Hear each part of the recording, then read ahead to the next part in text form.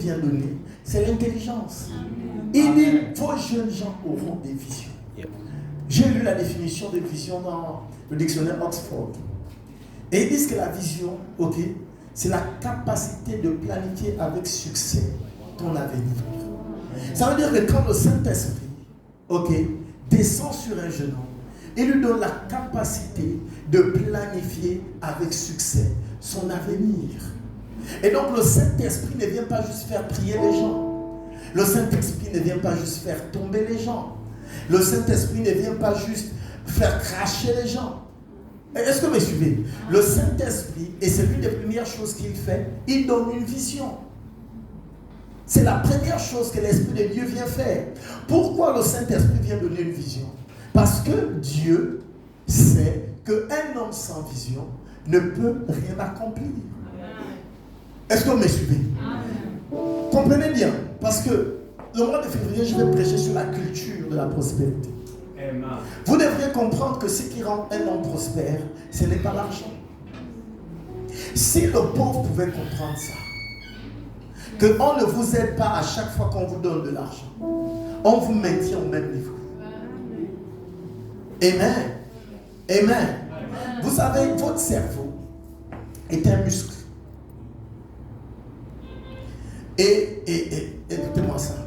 Pour ceux qui ont fait la muscu, amen, j'en ai fait un peu. Et avant de faire la muscu, j'aurais jamais imaginé, ok, qu'il y avait cette masse musculaire à l'intérieur de moi. Mais il a fallu que je soumette mon corps à des exercices pour me rendre compte, ok, que certaines parties de mon corps pouvaient être modifiées. Mais vous savez, en chaque personne présente ici, il y a des muscles à l'intérieur. Et il faut que ce muscle soit soumis aux exercices pour que ce muscle puisse être manifeste. Et c'est la même chose avec le cerveau. Voilà pourquoi les hommes intelligents ont réfléchi. Ok? Et on dit, pour éduquer l'homme, il a besoin d'un cadre qu'on appelle l'école. L'école, ce n'est pas pour vous donner un emploi. L'école, ce n'est pas pour pouvoir faire en sorte que vous sachiez écrire un CV. On vous fait passer par le processus de l'école afin de faire travailler le muscle qui est votre cerveau. L'objectif, après avoir fini ses études, c'est que l'école puisse dire, on t'a appris à pouvoir résoudre les problèmes. Tu peux te débrouiller. Mais vous voyez, les gens vont à l'école pour accumuler les diplômes et chercher un emploi. Et ils ratent tout. Est-ce que je parle à quelqu'un? Ils ratent l'objectif. Voici pourquoi il y a plusieurs personnes parmi nous qui n'ont pas d'emploi. Parce qu'ils sont tellement figés sur la frustration que leur diplôme ne leur a pas trouvé un emploi. Et ça les rend totalement incompétents dans le fait de pouvoir créer une entreprise. Ils estiment que le gouvernement leur doit quelque chose. Ils estiment qu'un parti politique leur doit quelque chose.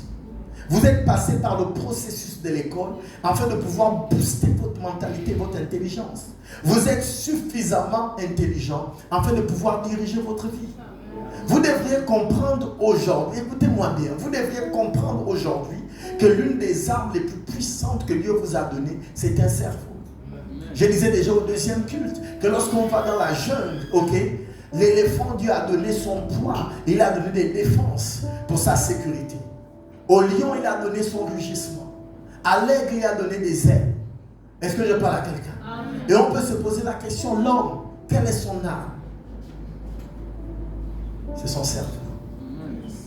Amen. Et si vous pouvez comprendre la puissance de votre cerveau, vous allez arrêter de vivre dans les limitations. Amen. Et le gros souci, c'est que on accuse le Saint-Esprit de ne pas nous rendre intelligents. À chaque fois que quelqu'un n'est pas capable de réfléchir, de raisonner, on dit c'est parce que le Saint-Esprit m'a dit. Et aujourd'hui, on estime que les chrétiens ne sont pas des personnes intelligentes.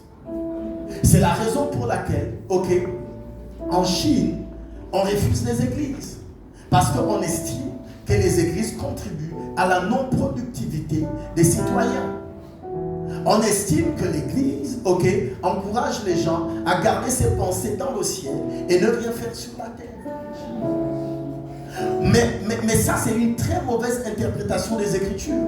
Parce que rien que le livre d'Ecclésiaste et Proverbes vous enseigne déjà que c'est la main du dirigeant qui dirige. Et il n'y a aucun verset biblique qui encourage la paresse. Qu'est-ce qui s'est passé? C'est quoi cette mauvaise interprétation du message de la grâce? Les gens, à cause de la grâce, décident de devenir paresseux.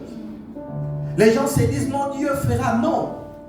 Prie comme si les choses dépendaient de Dieu et travaille comme si les choses dépendaient de toi. Il faut que vous puissiez trouver un équilibre entre votre spiritualité et votre réflexion. Est-ce que je parle à l'église? Amen. Il est temps que les choses puissent changer. Il est temps que votre perspective de la vie puisse changer. Si Dieu avait besoin de vous au ciel maintenant, le jour où vous l'avez reçu, vous serez parti au ciel. Mais il a clairement dit que les cieux appartiennent à Dieu et la terre appartient au Fils de l'homme. Il a placé l'homme sur la terre afin qu'il domine, afin qu'il règne, afin qu'il soumette toutes choses à sa volonté. Regarde ta vie.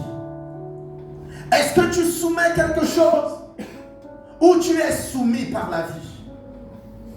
Regarde tes études. Regarde le contexte de ta vie. Es-tu informé vite? N'avances-tu pas? Il est temps qu'il puisse avoir un déclic à l'intérieur de toi. Amen. Tu ne peux pas continuer de vivre en deçà de qui tu es. N'avais-je pas dit que vous êtes des dieux? Regardez comment vous mourrez comme des hommes. Je prophétise au nom de Jésus un changement de standard. Ton amen n'est pas né de nouveau.